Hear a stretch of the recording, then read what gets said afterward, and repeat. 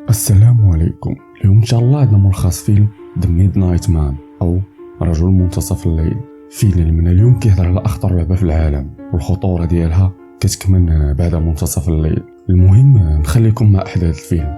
فيلم اللي كيبدا سنه 1953 مع واحد شي اطفال كيكونوا جالسين في واحد الدار مهجوره وكيمارسوا طقوس استحضار الارواح وكيكونوا خايفين، لكن كتقول لهم انا الا ما خرجوش من الدائره غتكونوا بامان. شويه كيولي داكشي اللي في الدار كيتحرك غير بوحدو، فكيخاف ادم وكيقول صافي سالات اللعبه، لكن كيسمعوا واحد الصوت كيقول لهم مازال ما سالات. فهنا ماري كتخاف وكتخرج من الدائره، واش بغات ترجع وسط الدائره كتشدها واحد الروح شريره وكتقتلها. وهنا ادم وانا خافوا وناضوا يجريو باش يخرجوا من الدار.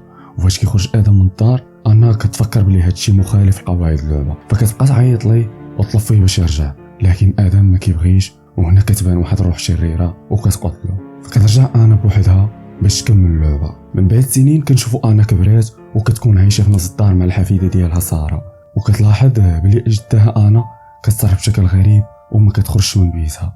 في واحد الليله كطلب من ساره باش تطلع للطابق الثاني وتجيب ليها المرايه ديالها اللي كاينه في واحد الصندوق. وفاش كتطلع ساره الفوق مع كتحط الصندوق كتلقى شي حوايج غريبه في داك الصندوق. وهنا كيجي الصديق ديالها بيتر وكيبقاو يقلبوا في داك الصندوق حتى كيلقاو واحد الصندوق صغير ومسدود بطريقه غريبه، وكان عندهم فضول كبير باش يحلوا الصندوق ويعرفوا واش فيه. وفاش كيحلوا الصندوق كيلقاو الادوات اللي استخدمت انا وصحابها في تحضير الارواح فاش كانوا صغار، وكيلقاو ورقه مكتوب عليها بزاف السميات وكل اسم حداه بصمه من الدم.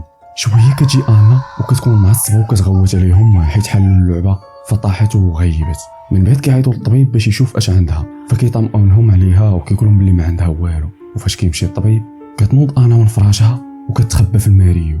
وفي نفس الوقت كيزيد فضول ساره وبيتر باش يعرفوا اش كتقصد انا باللعبه، فكيبقاو يقلبوا في الصندوق وكتلقى ساره ورقه مكتوب عليها قواعد اللعبه واللي كتكون سميت اللعبه منتصف الليل، وكيكون مكتوب فيها الا بغاو ينجاو استحضار رجل منتصف الليل خاصهم يكتبوا سميتهم في ورقه ويبصموا حداها بالدم ديالهم، ومن بعد خاصهم يشعلوا شمعه ويطفيو كاع الضوء اللي في الدار ويعلقوا الورقه في الباب ديال الدار. وفي نص الليل خاصهم يدقوا في الباب 22 مره، وبالفعل ساره وبيتر كيطبقوا داكشي بالحرف.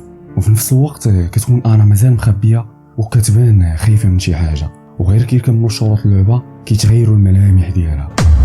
من بعد كتقرا ساره في الاخر ديال الورقه بلي خاصهم يتجنبوا رجل منتصف الليل حتى 3 ديال الليل، ولكن كيلقاو بلي الورقه مشرقه وما كيعرفوش شنو هي القاعده الاخرى. وهما كيقلبوا على الكماله ديال الورقه ساره كتسمع جدها كتعيط ليها، فكتمشي لعندها وبيتر كيبقى يقلب حتى كيلقى النص الثاني ديال الورقه اللي كيكون مكتوب فيه بلي ما خاصهمش يخافوا وما خاصهمش يبقاو في نفس البلاصه، والا طفات الشمعه ديال شي واحد فيهم فخاصو يشعلها خلال 10 ثواني، والا ما قدرش خاصو يرسم عليه دائره بالملح. والا خالفوا هاد القواعد فهنا غيجيك رجل منتصف الليل وغيخليك تواجه اكثر حاجه كتخاف منها.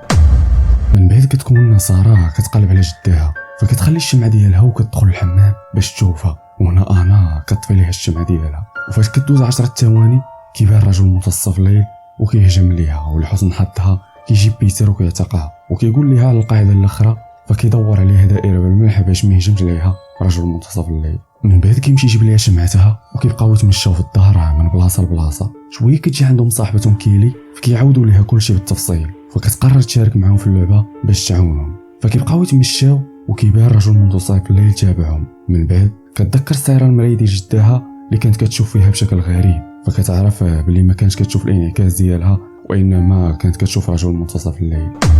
فكتجرب ساره المرايه وفعلا كتشوف رجل منتصف الليل موراها. من بعد كطيح واحد النقطه ديال الماء على الشمعه ديال كيلي، فكيحاولوا باش يشعلوها لكن ما كتبغيش تشعل، فكترسم عليها دائره من الملح وكيمشيو هما باش يقلبوا على شمعه اخرى. شويه كيبان رجل منتصف الليل وكيخوي الماء في الارض باش يخسر دائره الملح، لكن كيلي كتعتق الموقف وكتحبس الماء قبل ما يوصل للدائره. شويه كيجي الطبيب وكيقول لهم باغي نقول لكم شي حاجه مهمه على انا وعلى اللعبه اللي لقاو، فكيقول لهم بلي كان حاضر في الليله اللي لعبت فيها انا هاد اللعبه لاول مره، ولكن هو ما لعبش معاهم وشاف كاع داكشي اللي طرا في ديك اللعبه، وباللي كاع اللي لعب معاها مات وبقات غير هي. من بعد خلات بزاف ديال الناس يلعبوها باش تهديهم قربان من رجل منتصف الليل، وباللي ما كيحملش يخسر، وهادشي علاش بعض الاحيان كيغش وكما كيلتزمش بقواعد اللعبه. من بعد كيمشيو عند كالي باش يعطيوها الشمعه، لكن كيلقاو رجل منتصف الليل قتلها. فهنا الطبيب كيقول لهم بلي خاصكم تلقاو الصندوق باش نهيو اللعبه. وفاش كيطلعوا الفوق كيقول لهم الطبيب باش يرسموا لهم دائره من الملح. شويه كتبان انا ومعها رجل منتصف الليل، فكتهجم على الطبيب وكتقتله. وهنا ساره كتهز فردي اللي كان في الصندوق وكتقتل جداها. وهنا كتكون وصلت 3:30 وكيعرفوا بلي ربحوا اللعبه ورجل الليل غير من قدامهم. فهنا كيخرج بيتر من الدائره باش يشوف الطبيب، وكيلاحظ في المكانه ديال الطبيب بلي باقا ما وصلهاش 3:30 بالضبط. وهنا كيتفكر هذا الطبيب بلي ممكن رجل منتصف الليل يخش في قواعد اللعبه حيت ما كيحملش يخسر. وهنا كيبان رجل منتصف الليل وكيقتل بيتر. من بعد كيمشي عند ساره وكيقول لها بلي سالات اللعبه. من بعد شهور على هذه الحادثه كتكون عائله جديده سكنت في ديك الدار، وولدهم كيلقى نفس الصندوق وكيقرر باش يحلو. وهنا كيسالي ملخص فيلمنا اليوم. الى عجبكم الفيلم ما تنساوناش من لي لايك، واللي مازال ما اشتركش في القناه يشرفنا بالاشتراك ديالو في قناه فيلم اخر الليل. ونتلاقاو في فيلم جديد ان شاء الله. تهلاو.